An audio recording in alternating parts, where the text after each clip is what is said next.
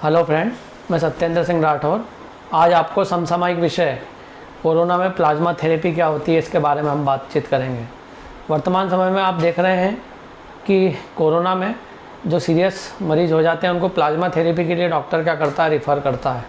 तो आखिर plasma therapy में होता क्या है, इसके बारे में हम विस्तार से आज बात करेंगे। जैसे कि आप सभी जानते हैं कि हमारे शरीर में ब्लड पाया जाता है जो कि टोटल बॉडी वेट का 7% होता है ना। जिस व्यक्ति का वजन टोटल जो कुल वजन है उसका 7% क्या होता है, ब्लड पाया जाता है। और लगभग 5 से 5.5 लीटर तक प्रत्येक व्यक्ति का क्या होता है, ब्लड शरीर में पाया जाता है। 5 से 5.5 लीटर ब्लड जो है प्रत्येक व्यक्ति के शरीर में पाया जाता है और टोटल बॉडी वेट का 7% ब्लड होता है। और ब्लड मुख्यतः 2 भागों से मिलकर बनता है। एक कहलाता है उसका 55% भाग उसका कहलाता है प्लाज्मा और 45% भाग उसका कहलाता है कार्पल्स। प्लाज्मा जो भाग है ब्लड का वो कलरलेस होता है। वो कैसा होता है, आपका रंगहीन होता है, अर्थात उसमें कोई भी कलर नहीं पाया जाता। और इस कलरलेस जो पार्ट है जो कि लिक्विड फॉर्म में होता है उसमें कार्पल्स पाए जाते हैं 3 तरीके के। कार्पल्स या कणिकाएँ, तो 3 तरह की जो कणिकाएँ होती हैं, एक कणिका कहलाती है आरबीसी, एक कहलाती है डब्ल्यूबीसी और एक कहलाती प्लेटलेट्स। आरबीसी जो है हीमोग्लोबिन के माध्यम से ऑक्सीजन का क्या करती है, परिवहन करती है शरीर में। डब्ल्यूबीसी जो है आपके इम्यून सिस्टम को बनाती है, अर्थात रोग प्रतिरोधक क्षमता क्या होती है, उत्पन्न करती है, अर्थात एंटीबॉडी फॉर्मेशन करती है। यही सबसे महत्वपूर्ण है प्लाज्मा थेरेपी में। और तीसरी होती है प्लेटलेट्स, जो कि रक्त का स्कंदन करने में, अर्थात रक्त का थक्का जमने में क्या होती हैं, सहायक होती हैं। तो इस प्रकार ये रक्त की संरचना होती है प्लाज्मा और कार्पल्स में। तो जो लिक्विड फॉर्म होता है ब्लड का, जो कलरलेस होता है, वही क्या कहलाता है, प्लाज्मा। और उसमें 3 तरह के कार्पल्स पाए जाते हैं, अर्थात 3 तरह की कणिकाएं। उन कणिकाओं को यदि द्रव में से निकाल दें हम, यानी कहने का मतलब ब्लड है, ब्लड में से यदि ये तीनों कार्पल्स को निकाल दें, आरबीसी, डब्ल्यूबीसी और प्लेटलेट्स को, तो जो कलरलेस पार्ट बचेगा वो कहलाएगा आपका प्लाज्मा। अर्थात प्लाज्मा जो है, कार्पल्स को यदि अलग कर दिया जाए तो ब्लड क्या कहलाता है, प्लाज्मा कहलाता है। प्लाज्मा में बहुत सारी चीज़ें होती हैं, लेकिन प्लाज्मा में आज जो हम बात करेंगे कि प्लाज्मा थेरेपी क्या होती है। प्लाज्मा थेरेपी में यह होता है कि जो डब्ल्यूबीसी होता है, जो कि क्या करता है, एंटीबॉडी फॉर्मेशन करता है।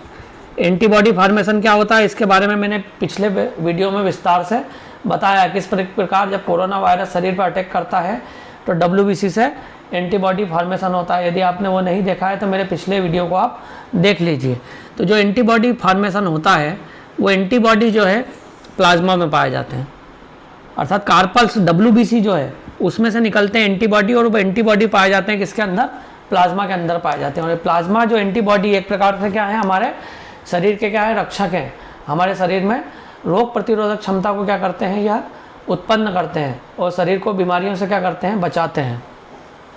तो क्या होता है, ऐसा व्यक्ति जो कि कोरोना से क्या हुआ है, ग्रसित हुआ है और फिर ठीक हो चुका है, ऐसा व्यक्ति जो कोरोना से ग्रसित हुआ और 14 दिन पश्चात क्या हो गया, वो ठीक हो गया, इसका मतलब ये है कि उसके शरीर में एंटीबॉडी बन गया। अर्थात डब्ल्यूबीसी ने क्या किया, एंटीबॉडी का फॉर्मेशन करके उसे प्लाज्मा में क्या कर दिया, डाल दिया।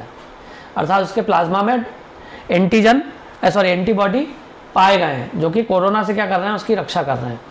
अब ऐसा व्यक्ति जो कि कोरोना से संक्रमित था, उसके शरीर में एंटीबॉडी थे, ऐसे व्यक्ति का यदि प्लाज्मा किसी ऐसे व्यक्ति को दिया जाए जो कि कोरोना से ग्रसित है और उसमें एंटीबॉडी नहीं बन रहे हैं, तो उसका सिस्टम जो इम्यून सिस्टम में पूर्व के जो मरीज है उसकी एंटीबॉडी क्या करती है, उससे उसकी कोरोना से क्या करती है, रक्षा करती है।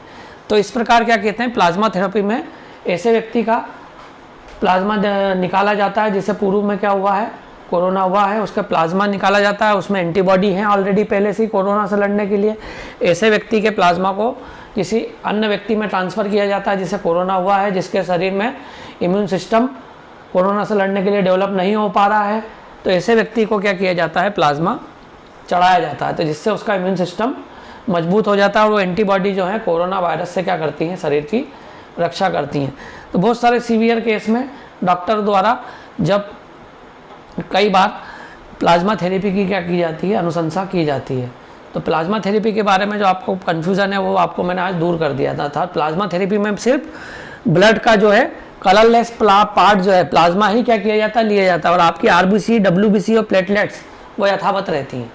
अर्थात शरीर को ब्लड यदि लिया गया है किसी कोरोना पॉजिटिव मरीज का जो कि ठीक हो चुका है, तो उसके ब्लड से आवश्यक जो पदार्थ हैं उसके आरबीसी, डब्ल्यूबीटी और प्लेटलेट्स, वो तो वापस पुनः उसके शरीर में क्या कर दी जाती है, वापस इंजेक्ट कर दी जाती है और ब्लड में से प्लाज्मा निकाल के संक्रमित व्यक्ति को क्या किया जाता है, दिया जाता है। तो एक प्रकार से रक्तदान जब करते हैं, सिंपल ब्लड जो डोनेट करते हैं, उससे भी आसान ये प्रक्रिया है। अर्थात प्लाज्मा जो है और भी उसका एक छोटा पार्ट है। रक्तदान में तो आप आरबीसी, डब्ल्यूबीसी और प्लेटलेट्स भी दान में कर देते हो, जबकि प्लाज्मा यदि डोनेट कर रहे हैं तो हम प्लाज्मा में सिर्फ रक्त का कलरलेस पार्ट ही क्या कर रहे हैं, डोनेट कर रहे हैं, जिसमें डब्ल्यूबीसी जो थी, डब्ल्यूबीटी के माध्यम से जो एंटीबॉडी बनी थी जो प्लाज्मा में पाई जाती है। तो इस प्रकार मैंने आज आपको बताया कि प्लाज्मा थेरेपी के माध्यम से किस प्रकार कोरोना मरीजों का क्या किया जाता है, इलाज किया जाता है। अब अगले लेक्चर में हम कोई और नई जानकारी के साथ उपस्थित होंगे। धन्यवाद।